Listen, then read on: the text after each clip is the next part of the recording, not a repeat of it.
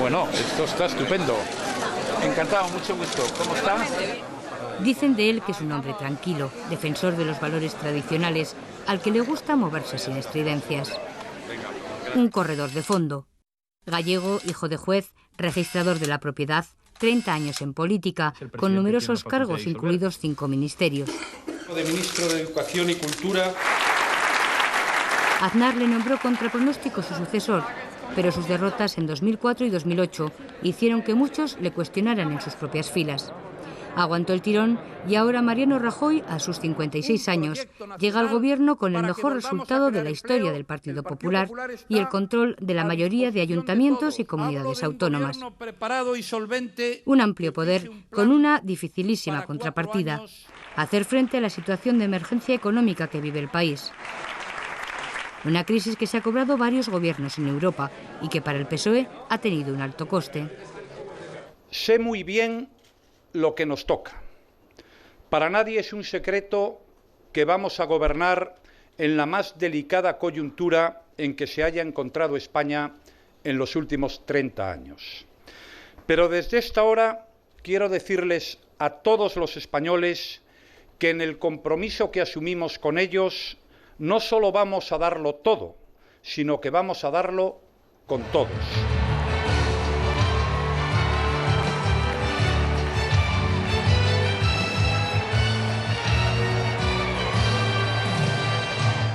Los resultados del 20N superan las mejores previsiones del PP. Sube medio millón de votos que, sumado a la debacle socialista, se traduce en una holgada mayoría absoluta. 186 diputados le aseguran recuperar el gobierno después de 8 años.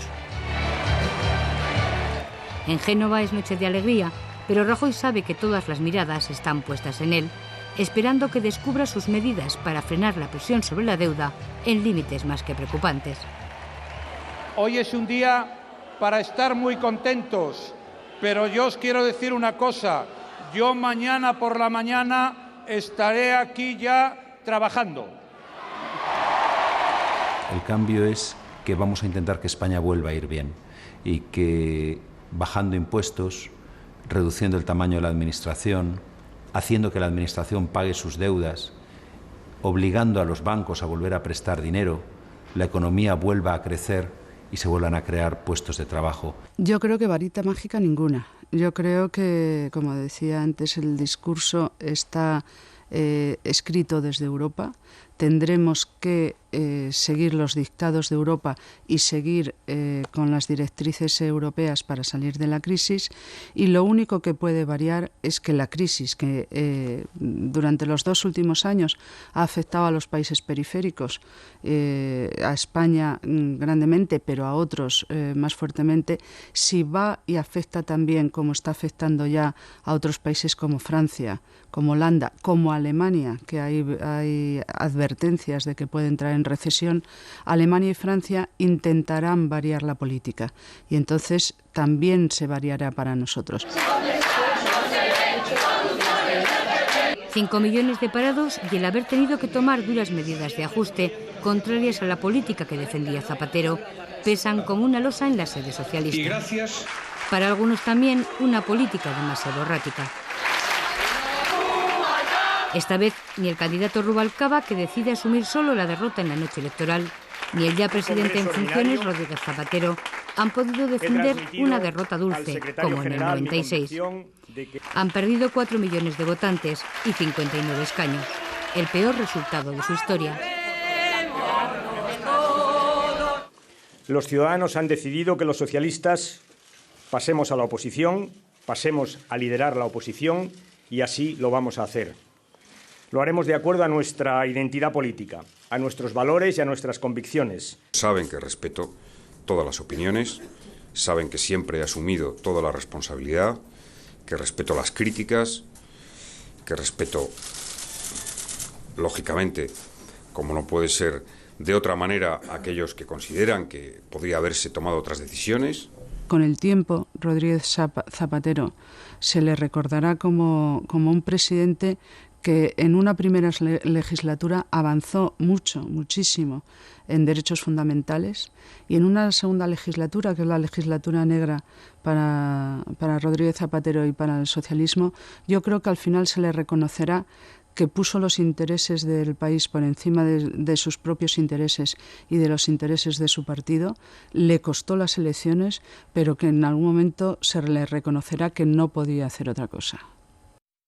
Fue una noche difícil, ¿no? Fue duro para nosotros, pero al mismo tiempo es la expresión de la voluntad popular, ¿no? A la democracia no se le puede poner un solo pero. La gente se expresó libremente, democráticamente. El Partido Socialista perdió y por lo tanto estará en la oposición, y el Partido Popular ganó y gobernará, y aunque para nosotros esa noche fuera dura, nosotros somos demócratas y vamos a trabajar en el lugar en el que la sociedad ha decidido que estemos, que es en la oposición.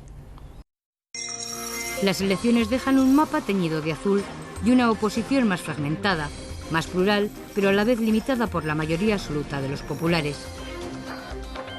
Hasta 13 formaciones ocuparán el hemiciclo. Los mayores ascensos son para Convergencia y Unió con 16 diputados, Izquierda Unida pasa de 2 a 11, Amaiur entra con 7 y Unión Progreso y Democracia salta de 1 a 5.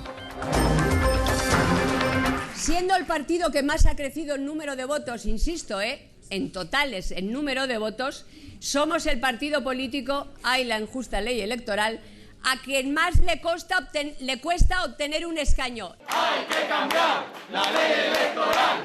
Tanto en la sede de UPyD como en Izquierda Unida, la alegría por sus buenos resultados se mezclaba con su reivindicación de que se cambie una ley electoral que, por buscar la estabilidad de los gobiernos, prima a los partidos mayoritarios y a los nacionalistas. El coste que nos ha costado cada escaño a Izquierda Unida es de 152.801 votos. Lo que le cuesta a cada diputado, cada escaño al Partido Popular son 58.230, es decir, 3 veces menos, y al Partido Socialista 63.399, similares a lo que les cuesta a Convergencia y Unión, y que se ven perfectamente en este gráfico la injusticia del sistema electoral que seguimos padeciendo en España. Por tanto, no pararemos hasta que cada escaño nos cueste a cualquier fuerza política el mismo número de votos. A ver, por favor, por el centro. La gravedad de la crisis obliga a acelerar los tiempos. El miércoles, Zapatero y Rajoy mantenían su primer encuentro fuera de las cámaras para agilizar el traspaso de poderes.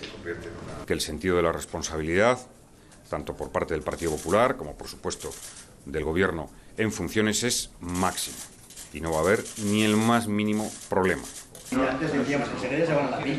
En el próximo mes, todas las decisiones que tome el Gobierno serán pactadas con el PP.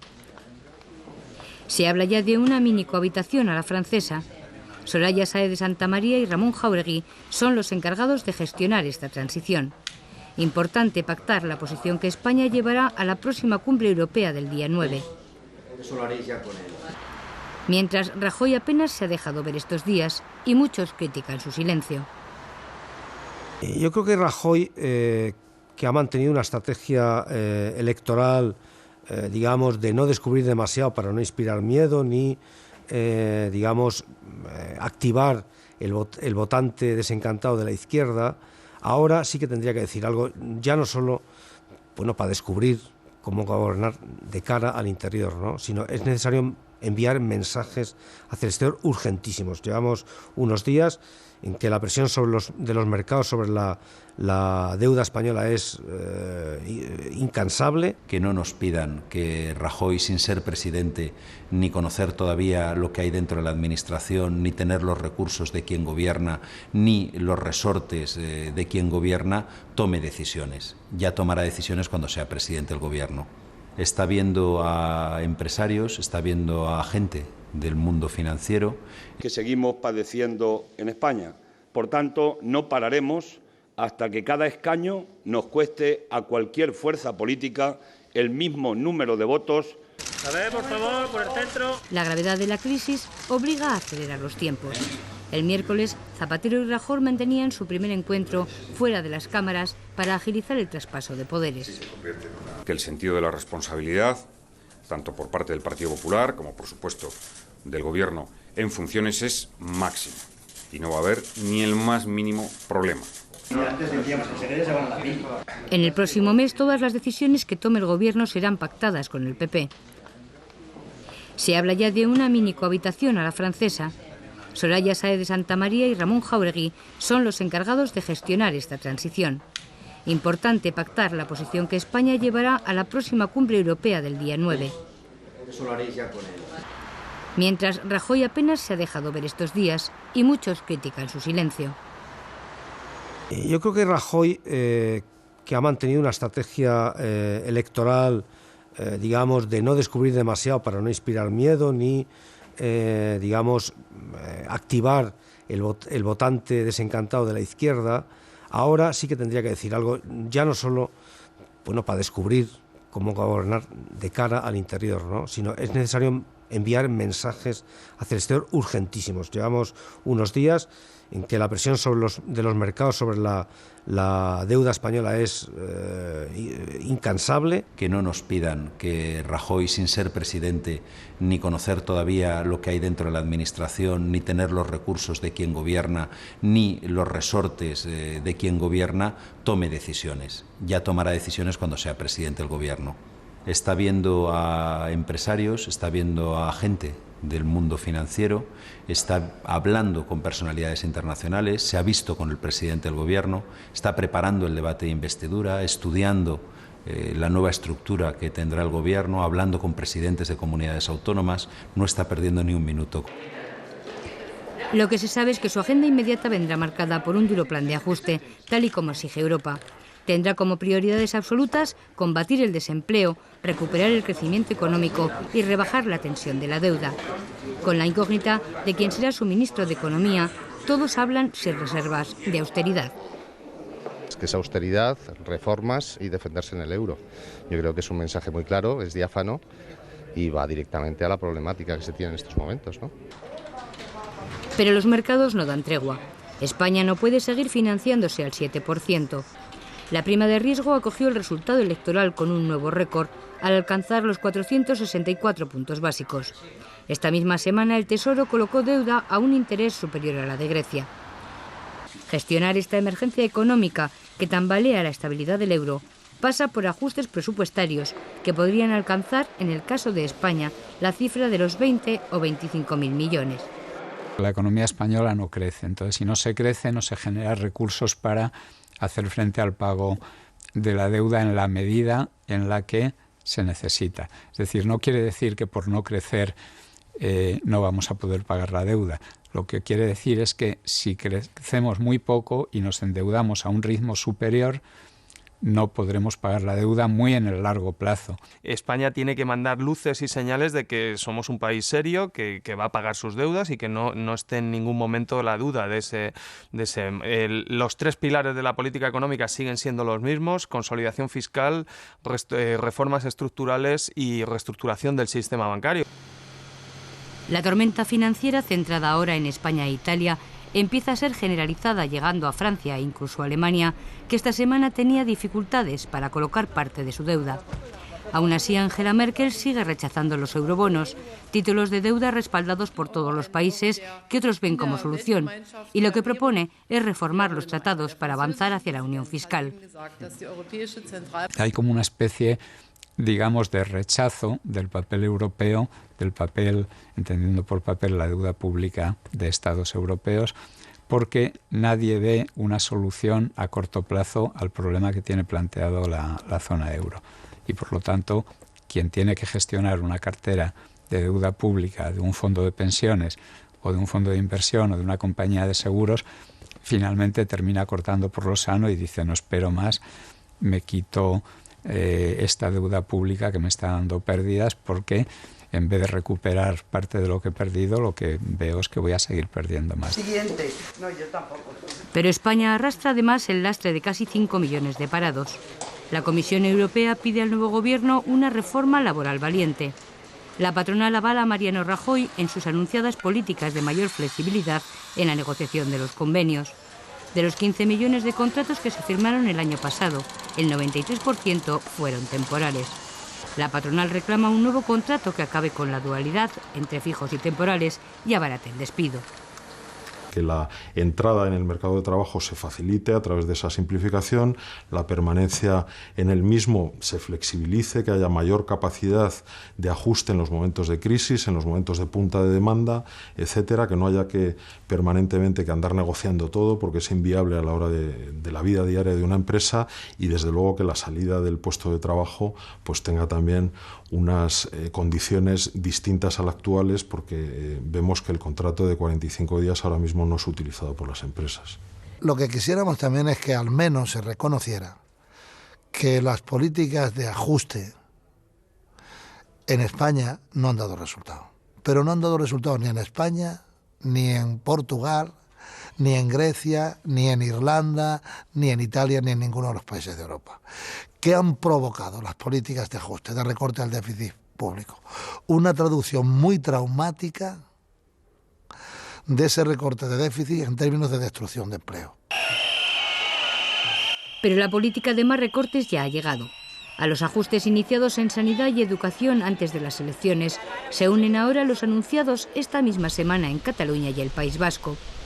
Convergencia y Unió, para quien no ha tenido un coste electoral sus recortes en sanidad, se plantea rebajar el sueldo a los funcionarios, subir los impuestos del transporte y un posible ticket sanitario.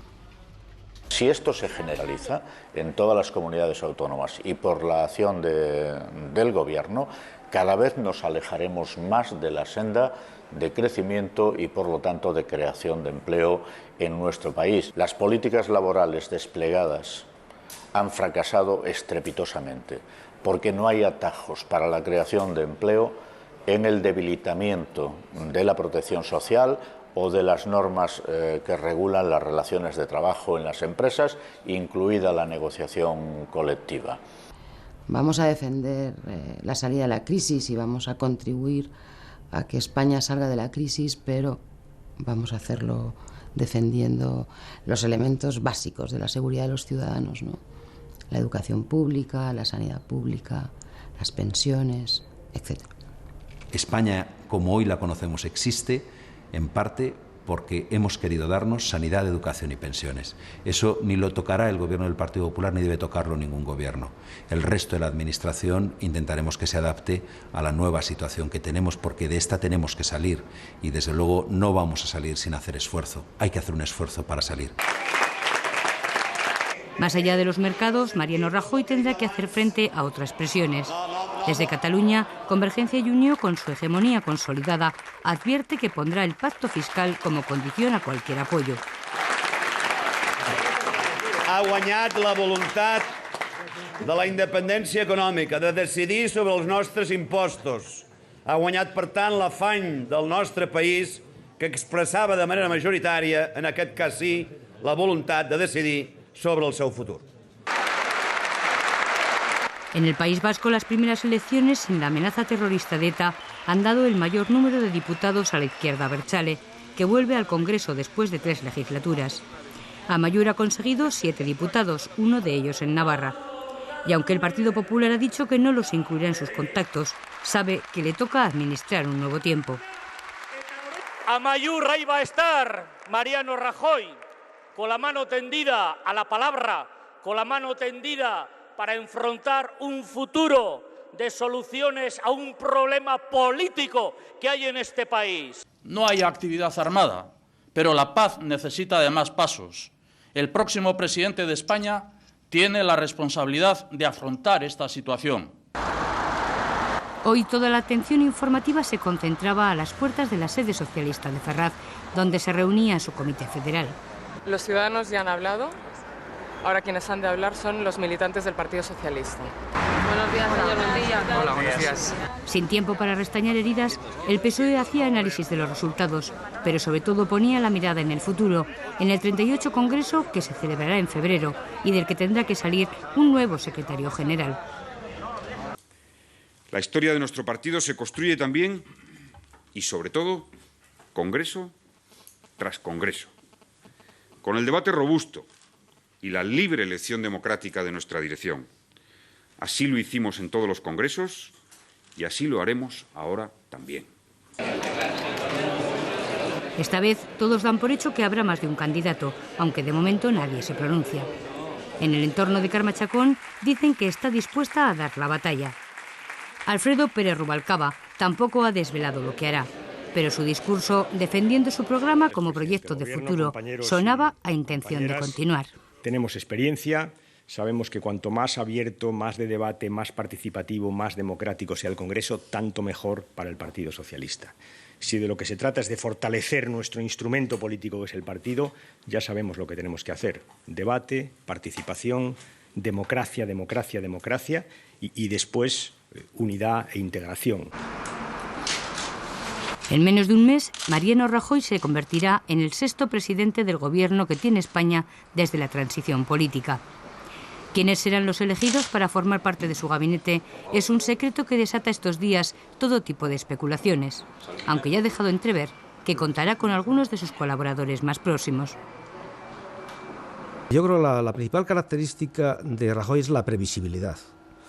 Que eso que puede ser muy aburrido desde el punto de vista político, sobre todo para nosotros los informadores, pero sin embargo, en el momento en que se encuentra la situación española, la previsibilidad es un valor positivo.